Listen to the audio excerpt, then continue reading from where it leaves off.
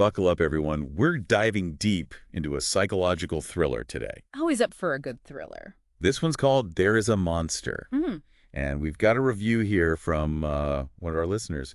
Looks pretty interesting, especially if you're into, well, horror, but like the more psychological kind of horror. Yeah, I get you. Not just blood and guts, right? More like messing with your head. Exactly. So the big question, obviously, is this movie actually worth watching? Let's find out.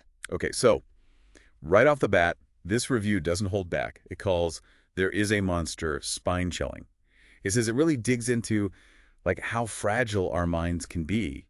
You know, like what's real and what's not. Ooh, I like where this is going. Yeah, it sounds like it's right up our alley, right? Definitely. So basically, the main character, his name is Jack, and he's a photographer. And he starts seeing this monster.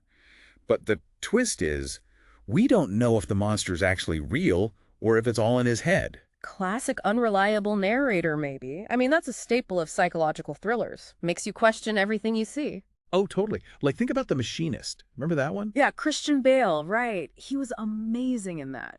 So messed up, you couldn't tell what was real. Exactly. Yeah. And that's what this review is hinting at for There is a Monster. Yeah. It's all about making you feel unsettled, you know, not relying on jump scares, but building that suspense slowly. Slow burn horror, they call it. Gets under your skin. Yeah. And get this, they specifically say the music, like the score, is a huge part of why it's so creepy. Oh, music can make or break a horror movie, for sure. Like in The Shining, the score is practically a character itself, right? All those dissonant strings, so unsettling. Totally.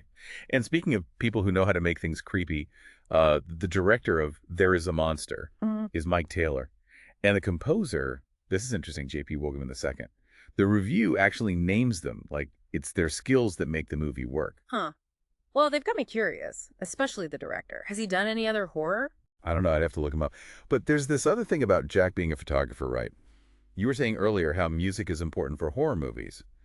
Do you think his job, like looking at things through a lens all the time, could play into the story somehow? That's a good point. I mean, photographers are trained to see details, capture moments. Maybe he's noticing things others don't, or maybe his mind is distorting what he sees, turning everyday things into something monstrous. That's actually really interesting. And it's not just him alone, right? The review mentions his wife, Carol, and his best friend, Billy. They get pulled into all this too, trying to figure out what's wrong with him. Yeah, those supporting characters can be so important. Like, they're the ones we identify with, right? If they're freaking out, we're freaking out. Totally. And their reactions can make us question what's real too. Like, are they just enabling his delusions or is something truly off? It adds another layer to the whole mystery. Oh, for sure. And speaking of layers, the review says this movie is only 82 minutes long. That's pretty short, right? Yeah, for a movie these days. Yeah. But I think that could actually work in its favor, especially with a psychological thriller. Keeps everything tight, focused, no time for filler. You know, it's funny thinking about all this. It really makes me wonder, like, if I were Jack, what would I do? You know, if I started seeing a monster, how would I even know if it was real or not? Right. It's like, how much can you trust your own senses? We like to think we're rational, but what happens when reality itself starts to crumble? It's kind of terrifying, actually. It is, but it's also what makes psychological horror so compelling. It forces us to confront those uncomfortable questions. Like, what if the things we fear the most are already inside our heads?